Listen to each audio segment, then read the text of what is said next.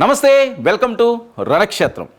2024 ఆంధ్రప్రదేశ్ సార్వత్రిక ఎన్నికల్లో ఈసారి జరుగుతున్న పోటీ చాలా కీలకంగా అధికార ప్రతిపక్షాల మధ్య మారనుంది. ఈ నేపథ్యంలో ఈసారి ఎవరు అధికారం చేపట్టబోతున్నారు, ఎవరికి ఆ ఛాన్సెస్ ఉన్నాయి అన్నది పెద్ద ఎత్తున ప్రచారం జరుగుతున్న నేపథ్యం. ఇందులో భాగంగా అన్ని నియోజకవర్గాలు చాలా కీలకంగా పోటాపోటీగా ప్రచారాలు జరుగుతున్న నేపథ్యంలో అనకాపల్లి పార్లమెంట్ నియోజకవర్గంలో ఉన్న ఒక ముఖ్య నియోజకవర్గానికి వెళ్దాం. యలమంచిలి నియోజకవర్గంలో ఈసారి ఎవరు గెలబోతున్నారు, ఇక్కడి నుంచి జనసేన బరిలో ఉంది. యలమంచిలి స్థానాన్ని ఈసారి ఎవరు గెలుచుకోపోతున్నారు అన్నది చాలా కీలకంగా మారుతున్న నేపథ్యం. అసలు యలమంచిలి చరిత్ర ఏంటి, గతంలో బలాబలాలు ఏంటి, ఇప్పుడు ఎవరెవరు అభ్యర్థులు ఓసారి పరిశీలిద్దాం. యలమంచిలి నియోజకవర్గానికి విషయానికి వస్తే రాజకీయ సామాజిక చరిత్రను పరిశీలిస్తే 2004, 2009, 2019లో ఉప్పలపాటి వెంకటరమణ మూర్తిరాజు ఇక్కడి నుంచి గెలుపొందారు. అయితే కాపులు 9 సార్లు, క్షత్రియులు 6 సార్లు ఇక్కడ విజయాన్ని సాధించారు.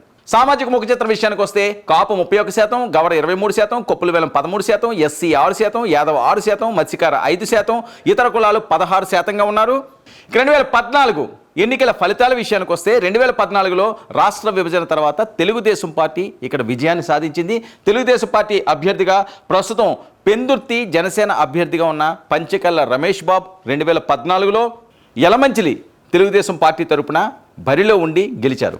ఆయనకు వచ్చిన ఓట్లు 80,563 కాగా ఆయన ప్రత్యర్థి వైఎస్ఆర్సీపీ అభ్యర్థి ప్రగడ నాగేశ్వరరావుకు 72,188 ఓట్లు పోలేని 8,375 ఓట్లతో పంచకల్ల రమేష్ బాబు విజయాన్ని సాధించారు. ఇక 2019 ఎన్నికల విషయానికి వస్తే ఈసారి వైఎస్ఆర్సీపీ వైపే ఇక్కడ ప్రజలు మొగ్గు చూపించారు. ఇక్కడ నుంచి రమణమూర్తిరాజు, కన్నబాబురాజు అంటారు, ఈయన ఇక్కడ విజయాన్ని సాధించారు. అయితే పంచకల్ల రమేష్ బాబు వైపు మరొకసారి తెలుగుదేశం పార్టీ మొగ్గు చూపించినా ఆయన అపజయం పాలయ్యారు. కన్నబాబురాజుకు వచ్చిన ఓట్ల విషయానికి వస్తే 71,934 ఓట్లు, పంచకల్ల రమేష్ బాబు 67,788 ఓట్లు ఆయనకి పోలేని 4,146 ఓట్లతో కన్నబాబురాజు విజయాన్ని సాధించారు. ఇక ఈసారి బరిలో ఉన్న అభ్యర్థుల వివరాల్లోకి వెళ్తే మరొకసారి వైఎస్ఆర్సీపీ కన్నబాబురాజు మీదే హోప్స్ పెట్టుకుంది. అయితే ఈసారి పొత్తులో భాగంగా సుందరపు విజయ్ కుమార్కి జనసేన ఇక్కడ టికెట్ ఇచ్చింది. ఇక వైఎస్ఆర్ కాంగ్రెస్ అభ్యర్థి కన్నబాబురాజు విషయానికి వస్తే ఉప్పలపాటి వెంకట రమణమూర్తిరాజు అలియాస్ కన్నబాబు ఇక వ్యవసాయ కుటుంబంలో పుట్టి వ్యాపారాల్లో ఎదిగారు. 2004, 2009 ఎన్నికల్లో కాంగ్రెస్ ఎమ్మెల్యేగా గెలడమే కాకుండా 2019 ఎన్నికల్లో వైసీపీ నుంచి విజయం సాధించి హ్యాట్రిక్ కొట్టిన నాయకుడు. ఇక జనసేన అభ్యర్థి విషయానికి వస్తే మొదట్లో టీడీపీలో ఉండేవారు. 2014లో టికెట్ ఆశించి భంగపడ్డారు. తరువాత జనసేనలో చేరిక, కూటమి అభ్యర్థి కావడం కన్నబాబు మీద వ్యతిరేకత ప్లస్ అవుతుందని ఆశాభావాన్ని వ్యక్తం చేస్తున్నారు. ఇక కన్నబాబు దూకుడు ఒక విధంగా ప్లస్, ఇంకో విధంగా మైనస్ అంటున్నారు. ప్రభుత్వ పథకాలు, సిట్టింగ్ ఎమ్మెల్యే కావడం సానుకూలంగా మారింది.